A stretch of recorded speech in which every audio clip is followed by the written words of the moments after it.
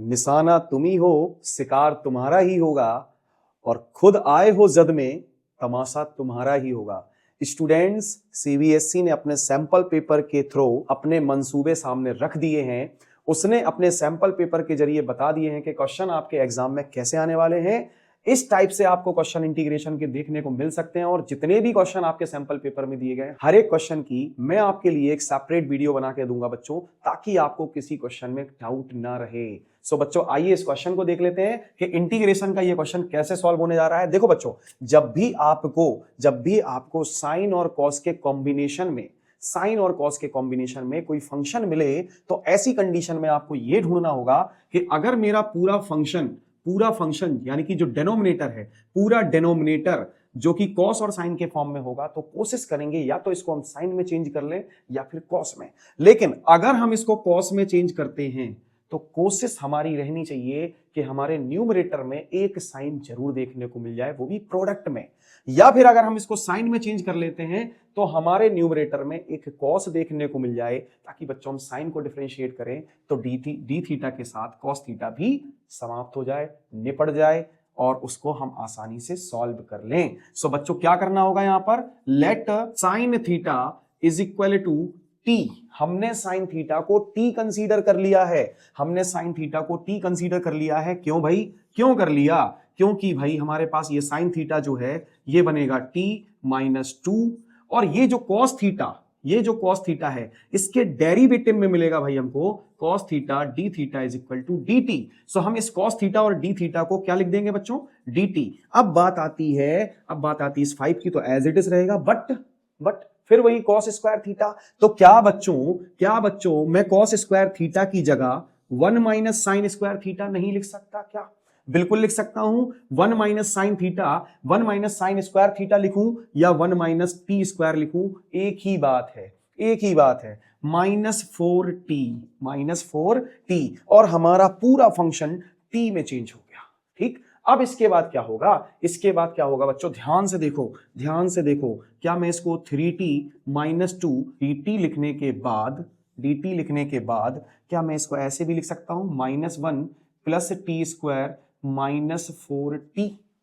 ठीक, अब next step में क्या होगा, ये हो जाएगा 3t माइनस 2 dt, और थोड़ा सा ऑब्जर्व करें, ये लिखा है टी स्क्वायर, ये लिखा है आपका 4 मीन्स 2 स्क्वायर, और ये लिखा है आपका -2 इंटू टी।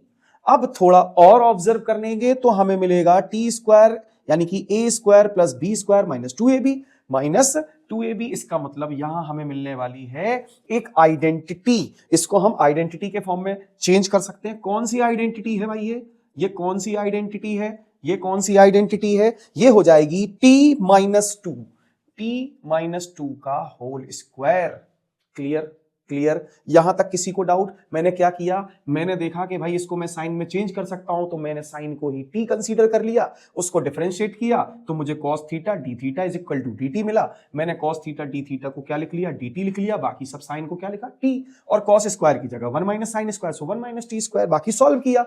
अब बच्चों क्या होगा, देखो मैं क्या करने जा रहा हूं यहां पर, ये जो 3t लिखा है भाई ये क्या है, t माइनस टू।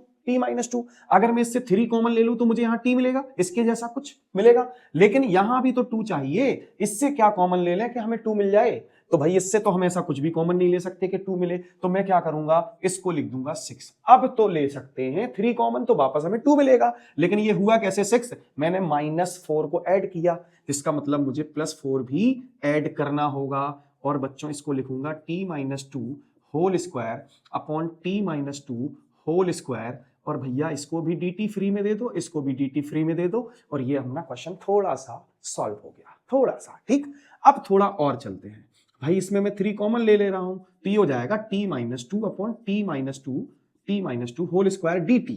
ठीक बच्चों, इसके बाद क्या मैं इसको ऐसे भी लिख सकता हूं क्या, t-2 होल पावर -2 dt।